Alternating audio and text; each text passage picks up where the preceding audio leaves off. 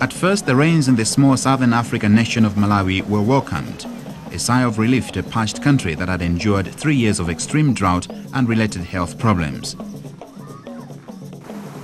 By April 1996, however, the rain had outstayed its welcome.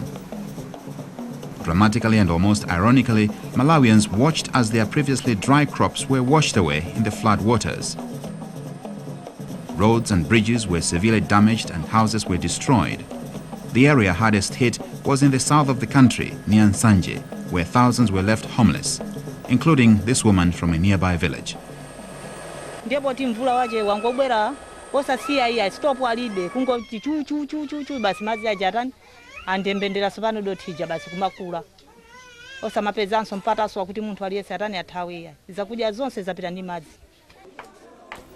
Working out of Nsanje District Headquarters, Elizabeth Bison Piri, Red Cross Divisional Coordinator in Nsanje, worked with the Red Cross in assisting the victims and putting things back in order. Food aid has been provided, along with clothing and shelter. We saw about 9 leaders coming from the Linde Marsh. They went to the DC's office to complain that there were floods. Their homes have been destroyed. After discussions, we agreed that they come to the Nsanje Headquarters District, and then we agreed that we give them shelter using the community center hall.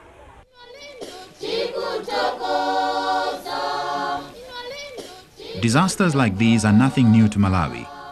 As recently as 1992, Malawi faced an equally devastating flood which left thousands homeless.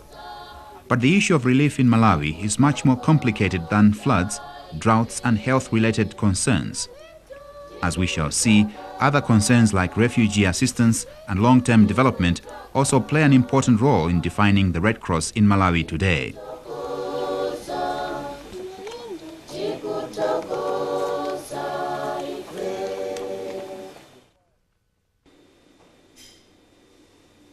The Red Cross has been a vital part of Malawi since 1932, when it began as a branch of the British Red Cross.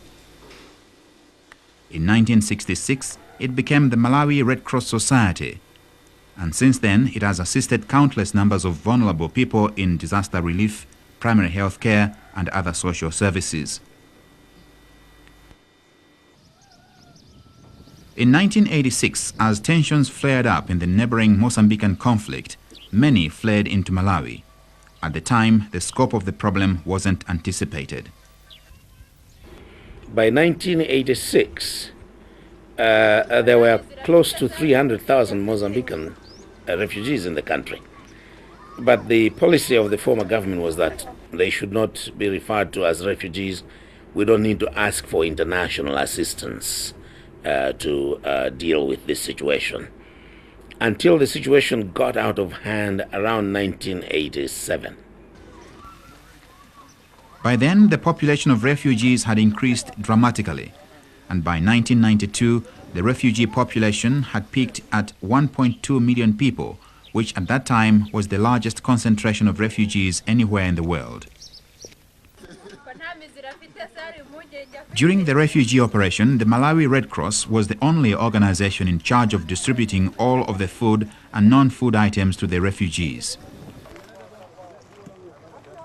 In 1 year alone, roughly 8 million bars of soap and 140,000 tons of food commodities were distributed to the Mozambican refugees living in Malawi. It's the society that worked very close to the Mozambicans, doing everything, first aid, feeding them. Members of the society, particularly first aiders, had to work very hard, day by day, even at night, to assist Mozambicans. By 1994, the conflict in Mozambique was drawing to a close and many refugees returned home. While these Mozambicans returned to their new country, Malawi was facing its own political changes. Under pressure from donors and religious groups, self-proclaimed life president of Malawi, Dr. Kamuzu Banda, gave the country the chance to choose between his rule and multi-party politics. I have decided to call for a national referendum. The result was overwhelmingly in favor of democracy, and the new president, Bakiri Muluzi, was soon voted in. I, Bakiri Muluzi, do solemnly swear that I will well and truly perform. Today, as Malawians practice their newfound freedoms, however, it is clear democracy has not made them rich. The transformations in the country have also brought tremendous economic challenges. These changes have also affected the direction of the Red Cross in Malawi. When the refugees left, it lifted a cloud off of this country, and to see the problems that they're now facing is quite profound. It is sunrise at Dzereka camp, a reminder of the many recent changes in Malawi. A political prison under the previous government, the camp is now home to a new population, refugees seeking asylum from countries all over Africa. This man tending his crops here at the camp is far away from his home, back in Rwanda.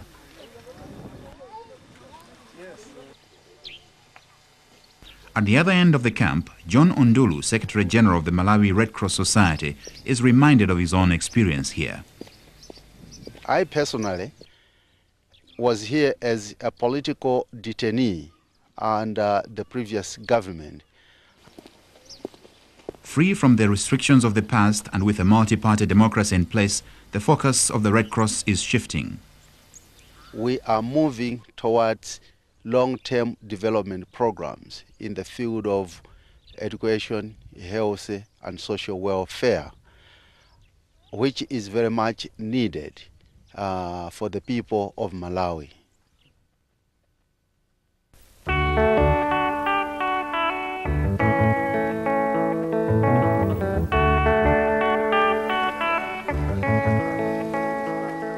In the northern town of Rumpi, one such program is being overseen by Mrs. Joyce Ngwira, who runs the Red Cross Primary Health Care Clinic. But as in so many areas of Malawi, just getting to the clinic is extremely difficult for those who need it most. The Malawi Red Cross Society took note of this, and plans were made to construct a clinic in the neighboring village of Ngonga. The town is quite far away from here. It's about 16 kilometers away from here, and there is no bus service, and that's why they felt a clinic of this nature would be of help to them. Once completed, this facility will provide much of the same services of the Red Cross Clinic in Rumpi. While concentrating her efforts on completing this building, Joyce also looks forward to seeing more clinics like this in her area. Seeing that the Rumpi district is quite big, would want to have one or two more centers of this nature so that we are able to reach the big community which is growing bigger and bigger each time. Evidence of this expanding population can be seen 200 kilometers south of Rumpi at the Red Cross Under 5 Clinic in Welezi. Here, William Chibwe, Malawi Red Cross Society Divisional Coordinator, organizes the almost 500 women who have shown up to receive child care assistance. This clinic serves an area of 18,000 people from 20 different villages. After the women weigh their babies, the most needy are given nutritional aid. But as in many other Red Cross programs, the emphasis is changing. The government policy was to supply free food to the hungry people. But from 1995, we changed to food for work. Food for Work links food assistance with long-term development by having people work in their community in order to receive food aid. As part of its 5-year strategy, the Malawi Red Cross plans to incorporate effective ways of implementing the Food for Work program. Although some people receive food for their work, Malawi Red Cross volunteers do not when they perform service under the Red Cross Society emblem.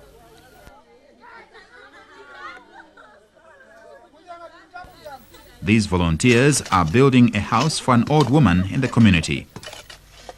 Youth and adults alike, the Malawi Red Cross volunteer network is quite extensive and covers the country in assisting the most vulnerable. There are over 20,000 Malawi Red Cross volunteers in 26 divisions who can be mobilized at any time. Many of them are trained, I would say at least half, in disaster response, first aid, primary health care interventions. A well-known volunteer service that Red Cross provides is first aid training. The Malawi Red Cross has trained almost half of its volunteers in the basics of first aid, and many more are taught each day. The Red Cross also trains staff of government institutions and private companies like these transportation workers from a local bottling company.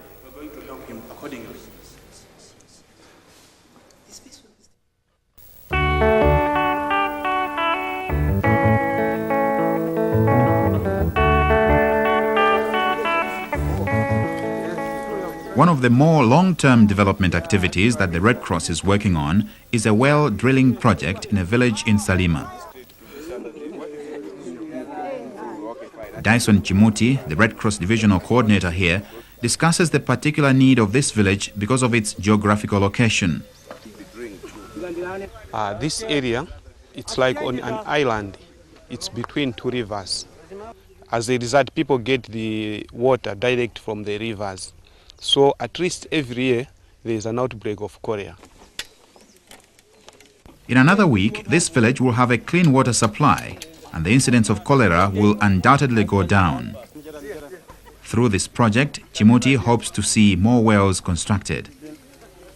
We have similar problems in most remote areas. So hope that if the program or the assistance can be extended to most of the areas, so that we can continue to alleviate the sufferings of the people.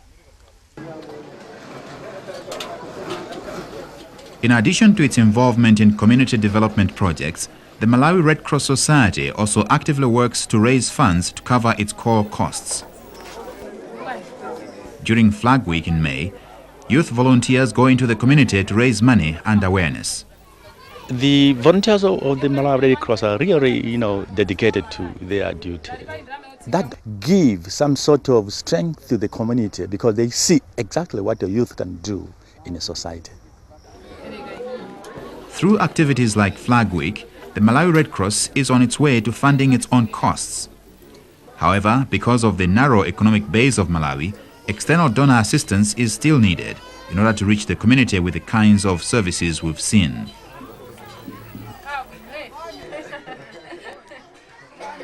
I can only encourage the Red Cross to go on to contact people in Brussels to try to get access to the non-governmental organization funding, which are quite substantial, and I certainly hope also in the future to be able to work with Red Cross here in Malawi. In order to maintain the strength of the organization for the future, the Malawi Red Cross has initiated programs like the Volunteer Leadership Development Program. This initiative will upgrade the level of governance and general management for the future.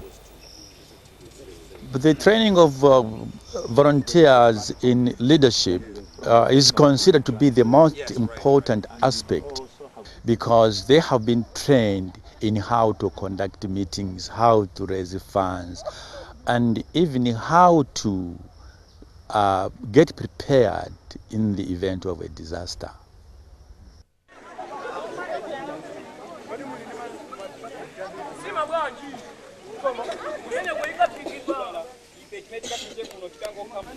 It may look like a disaster just happened, but it's actually just one of the entertaining youth plays in Nangulukutiche near Machinga.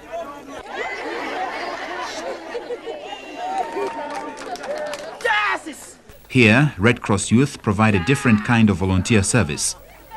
Through drama, these volunteers reach out to the rural communities, entertaining and conveying the fundamental principles of the Red Cross. Sometimes the topic is voluntary blood donation. Other times it may be community-based primary health care. Having drama, having any sort of praise by the youth at their age it becomes a safe motivator to whatever they are doing. This is the second youth club that we are trying to revamp from the silence that was there for so many years. Sometimes breaking the silence means educating the community on the changing roles of the Red Cross. I feel there is a change now. Now it's more developmental. We are talking of acquiring skills to the divisions, so that divisions should be self-reliant, not only relying from national headquarters.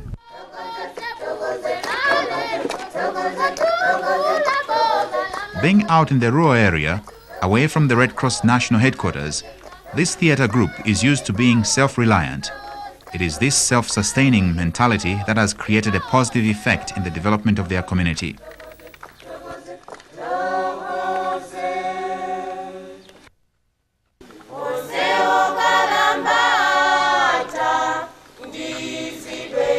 Back in Sanje, the Red Cross relief workers also know what it's like to be self-reliant. For the past few weeks, the rains have died down, but the ground is still wet. Today, on the way to delivering food items, the only relief truck gets stuck in a muddy patch of road. But the work of the Red Cross must go on. Disasters and the need for emergency aid will always be there. But as the sun breaks through the clouds, we can look forward to a future in which the Malawi Red Cross is involved in much more than disaster relief.